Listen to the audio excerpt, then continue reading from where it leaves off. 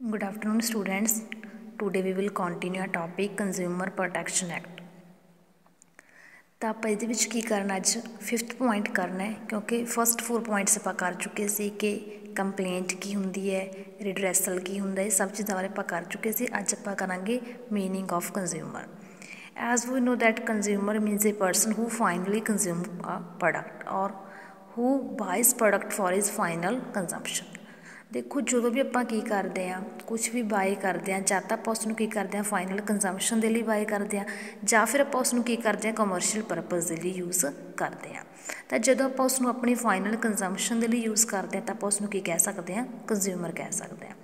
First देखो consumer means any person who buys any goods for a consideration which has been paid or promised or partly paid. Partly की होंदा like कोई product 100 rupees है, तुसी 50 पे कर चुके हो बट 50 तुसी इन फ्यूचर पे करने ने, तो इट मीन तुसी की कर रहे हो पार्शली पेड अप कर रहे हो। And partially promised or under any system of deferred payment and includes any user of such goods when such use is made up with the approval of such a person। ਤਾਂ consumer ਦਾ ਦੇਖੋ simple word ਦੇ ਵਿੱਚ ਆਪਾਂ ਕਹਿ ਸਕਦੇ ਕਿ consumer ਕੌਣ ਹੈ, ਇੱਕ ਪਰਸਨ ਜੋ ਕੀ ਕਰਦਾ ਗੁੱਡਸ ਨੂੰ ਬਾਏ ਕਰ ਰਿਹਾ ਹੈ ਫਾਰ ਅ ਕੰਸੀਡਰੇਸ਼ਨ। ਕੰਸੀਡਰੇਸ਼ਨ ਕੀ ਹੁੰਦਾ, ਕੈਸ਼ ਦੇ ਲਈ ਕਰ ਰਿਹਾ, ਠੀਕ ਹੈ, ਜੋ ਪੇ ਕਰ ਚੁੱਕਿਆ ਜਾਂ ਫਿਰ ਉਹ ਪ੍ਰੋਮਿਸ ਕਰ ਰਿਹਾ ਉਸ ਨੂੰ ਪੇ ਕਰਨ ਦੇ ਲਈ। ਇੱਕ ਹੀ ਹੁੰਦਾ ਹਾਇਰ। देखो एक तो आप कर सकते हैं किसी प्रोडक्ट में आप कर लें कंसीडरेशन पे करके बाय कर लेना। एक होंगे लाइक आप कर लें हायर परचेज कर लें, ठीक है, बाय करने की जगह पर, या फिर आप कर रहे हैं लीज से लै रहे हैं। हायर परचेज की होंगे, हायर परचेज के सिस्टम होंगे भी तुसी की कर रहे हो इंस्टॉलमेंट्स के पेमेंट कर रहे हो एक प्रोडक्ट में बाय करने की, ठीक है। तो उससे तुसी की बन जाते हो ऑनर, रियल ऑनर तुसी उस टाइम बनोगे जो तुहाडी की हो जूगी फाइनल इंस्टॉलमेंट जी पेड अप हो जाएगी। तो ओके तुहाडा हायर परचेजिंग सिस्टम है। तो कंज्यूमर प्रोडक्ट में बाय भी कर सकता है, हायर भी कर सकता है, तो लीज से भी लै सकता है। लीज की होंगे, लीज ये होंगे लाइक तुहानूं कोई 5 लाख रुपीज़ की कोई मशीनरी चाहिए है बट तुहाडे कोल इन्ना फाइनांस है नहीं कि तुसीं उसनूं की कर सको बाय कर सको, तो तुसीं उसनूं की करोगे किसी तो लीज से लै लोगे। लीज मतलब कि तुसीं मंथली अपनी उसकी जिहड़ी रेंट है एक तरह का पे करी जाओगे तो मशीनरी की करी जाओगे यूज़ करी जाओगे। नैक्सट देखो अपना की टॉपिक है who is not a consumer. किस नूं आपां कंज्यूमर नहीं कह सकते। मैं तुहानूं पहलां ही दस चुकी तो कंज्यूमर सिर्फ उस परसन नूं आपां कह सकते हैं जो की कर रहा अपने फाइनल कंजम्पशन के लिए प्रोडक्ट नूं बाय कर रहा है, ठीक है। The term consumer doesn't include one who buys goods for commercial purpose. जो तुसी अपने जिहड़ियां गुड्स ने वो कमर्शियल परपज़ के लिए यूज़ कर रहे हो तो उस टाइम तुसी कंज्यूमर नहीं। कंज्यूमर मतलब की करना आप अपनी कंजम्पशन के लिए बाय करना। One who has not bought the goods, चाहे तुसी गुड्स ही नहीं बाय कर रहे तो भी तुसी की नहीं हो, एक कंज्यूमर नहीं हो। Thus an individual can not complain unless he has actually bought the goods और अवेल द सर्विसिज। तुसी कंप्लेन उदों तक नहीं कर सकते ਜਦੋਂ तक तुसी क्यों एक रियल कंज्यूमर ही नहीं हो, ठीक है। ਜਾਂ ਤੁਸੀਂ ਕੀ ਕਰ ਰਹੇ ਹੋ ਕਿਸੇ ਕਮਰਸ਼ੀਅਲ ਪਰਪਸ ਲਈ ਗੁੱਡਸ ਨੂੰ ਬਾਏ ਕਰ ਰਹੇ ਹੋ ਜਾਂ ਫਿਰ ਜਸਟ ਕਿ ਤੁਸੀਂ ਗੁੱਡਸ ਬਾਏ ਹੀ ਨਹੀਂ ਕਰ ਰਹੇ ਤਾਂ ਤੁਸੀਂ ਉਸ ਟਾਈਮ ਤੱਕ ਕੀ ਨਹੀਂ ਕਰ ਸਕਦੇ, ਕੰਪਲੇਨ ਜਿਹੜੀ ਨਹੀਂ ਕਰ ਸਕਦੇ। 6th ਪੁਆਇੰਟ ਕੀ ਆਪਣਾ ਕੰਜ਼ਿਊਮਰ ਡਿਸਪਿਊਟ। ਕੰਜ਼ਿਊਮਰ ਡਿਸਪਿਊਟ ਕਦੋਂ ਹੋ ਸਕਦਾ ਹੈ ਜਦੋਂ ਆਪਾਂ ਕੀ ਕਰਾਂਗੇ ਕੋਈ कंपनी है ਜਾਂ फिर कोई सैलर है वो की कर रहा है इस तरह के प्रोडक्ट सेल कर रहा है, इस तरह के प्रोडक्ट डिलीवर कर रहे हैं जिस दे नाल की कंज्यूमर के लिए की होना डेंजरस हो, ठीक है, डिफेक्टिव प्रोडक्ट सेल कर रहे हैं तो कंज्यूमर के डिस्प्यूट हैं जोड़े वो ऑटोमैटिक राइज हो जाएंगे किस दे बिटवीन कंज्यूमर एंड सैलर दे विच। नैक्सट की है डिफैक्ट। डिफैक्ट की होंगे कोई भी फॉल्ट होना या फिर इम्परफेक्शन होना या फिर शॉर्ट कमिंग होना उसकी क्वालिटी के क्वांटिटी के प्योरिटी के, तो आप उसको कह सकते प्रोडक्ट की है डिफैक्टिव है। इम्परफेक्शन की होंगी है देखो एक तो होंगे परफेक्ट कंपीटिशन भी large number of buyers and sellers ने सब का प्रोडक्ट जो होमोजीनियस ने तो इतने किसी भी तरह की जी डिस्क्रिमिनेशन नहीं हो सकती क्योंकि की है देखो जो एक सैलर जो हायर प्राइसिस चार्जिस करेगा तो वो की हो जाएंगे शिफ्ट हो जाएंगे सैकेंड सैलर की तरफ हो जाएंगे।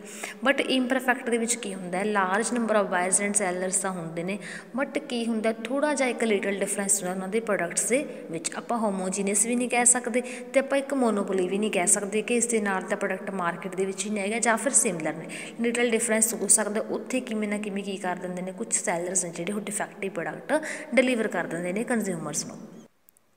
नैक्सट की है district forum. It मीनस a consumer disputes redressal forum established under clause A of section 9। District forum की है, नैशनल फोरम की है, स्टेट फोरम की आप डिटेल के करांगे टॉपिक्स। यदा मतलब की हो गया भी कंज्यूमर जिहड़ा उसनूं कोई प्रोडक्ट की लग रहा है डिफेक्टिव लग रहा तो किस फॉर्म के जाके कंप्लेन कर सकता अपनी। दैन नैक्सट क्या मैन्युफैक्चरर। मैन्युफैक्चरर कौन होंदा है जो की करता है गुड्स नूं मैन्युफैक्चर करता है या doesn't make or manufacture any goods but assembles parts there made or manufactured by others. देखो जां तां एक कौन होएगा जिहड़ा खुद प्रोड्यूस कर रहा प्रोडक्ट मैन्युफैक्चर कर रहा है, ठीक है, या फिर की कर रहा वो मैन्युफैक्चर नहीं कर रहा बट वो कलैक्ट कर रहा असैंबल कर रहा कुछ पार्ट्स लाइक कार है, कार के हुण स्पेयर पार्ट्स ने, ठीक है, तुसीं कार खुद नहीं बना रहे बट तुसीं स्पेयर पार्ट्स लैके फरदर इंप्रूवमेंट करके उसनूं कार च कर रहे हो कन्वर्ट कर रहे हो तां भी तुसीं की मैन्युफैक्चरर ही हो। Then national commission. National commission की हो गया मैं तुहानूं पहले दस चुका भी डिस्ट्रिक्ट स्टेट नैशनल तीन बॉडीज़ ने अपन इहदे बारे डिटेल दे विच करांगे। नैक्सट की है पर्सन। पर्सन कोई भी हो सकता है, तुसीं कंज्यूमर हो, तुहाडे कोई भी टाइप हो सकते हैं, इंडिविजुअल HUF तुसीं 2 और मोर परसन जॉइंटली कोई प्रोडक्ट बाय कर रहे हैं तो वो की बन गया एक तरह का जॉइंटली बन गए है ना, पार्टनरशिप फॉर्म होगी। Like services. सर्विसिस किहड़ियां होणगियां intangible which can not be touch or which can not be seen. Services हुण एक प्रोडक्ट दे नाल सर्विसिस किहड़ियां हो सकदियां नेगियां। ट्रांसपोर्टेशन हो गया, प्रोडक्ट डिलीवर कर रहे हैं अपन एट होम डिलीवरी है, या फिर वो इंश्योरेंस कर रहे हैं। इंश्योरेंस मीनस कि इन केस की है लाइक रास्ते दे विच अपने प्रोडक्ट की हो रहे हैं अपन कोई नुकसान ना हो उस लिए की कर रहे हैं अपना इंश्योरेंस भी बना के दे रहे हैं। नैक्सट की अपना स्प्यूरीअस गुड्स एंड सर्विस। ये किहड़ियां गुड्स एंड सर्विसिज होंदे ने जो देखण दे विच की लगदे ने बहुत ही वधिया क्वालिटी ते क्वांटिटी दे लगदे ने बट रियल दे विच इस तरह एग्जिस्ट नहीं कर पा रही होंदियां। नैक्सट की स्टेट कमीशन, ठीक है। नैक्सट की ट्रेडर। ट्रेडर कौन हो जाएगा? Trader in relation to any goods means a person who sells or distributes any goods for sale and include the manufacturer thereof where such goods are sold or distributed in package form include the packer thereof। Trader देखो manufacturer तो बाद कौन आ जाता है? Trader आ जाता है।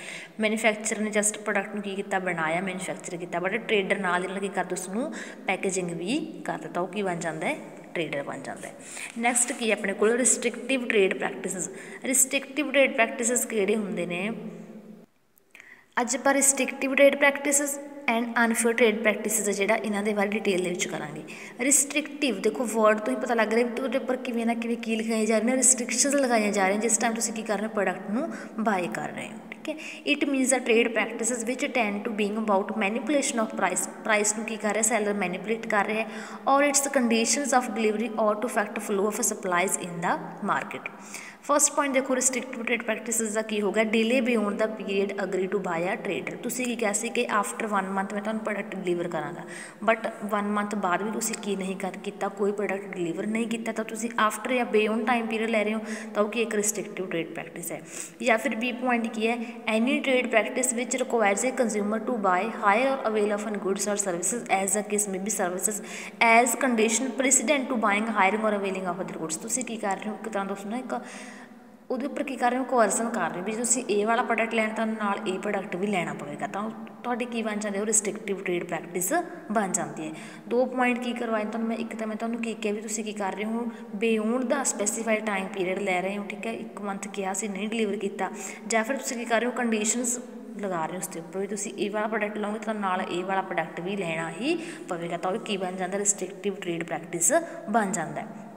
Next की है unfair trade practice. Unfair trade practice मतलब की है भी तुसीं की कर रहे हो अपने प्रोडक्ट नूं सेल करने लिए अनफेयर मैथड्स अडॉप्ट कर रहे हो।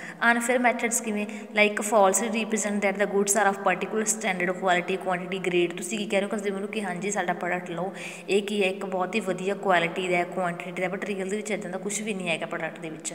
या फिर की कर रहे हो फॉल्स रिप्रेजेंट कर रहे हो कि सर्विसिज बहुत वधिया क्वालिटी दियां ने, ठीक है, तुसीं की कर रहे हो कि साडे प्रॉपर परफॉर्मेंस करैक्टरिस्टिक्स ने ये बेनीफिट्स ने यूजर्स ने, ठीक है। या फिर की कर रहे हो रिप्रेजेंटेशन मिसलीडिंग कर रहे हो, कुछ ना कुछ तुसीं की कर रहे हो डाटा जिहड़ा वो कंसीलमेंट कर रहे हो चुरा रहे हो, फुल इन्फॉर्मेशन कंज्यूमर नूं नहीं दे रहे हैं, तो तुहाडी की है अनफेयर ट्रेड प्रैक्टिस है। तो आपां next class they which topic continue करांगे। अज दे लई थैंक यू।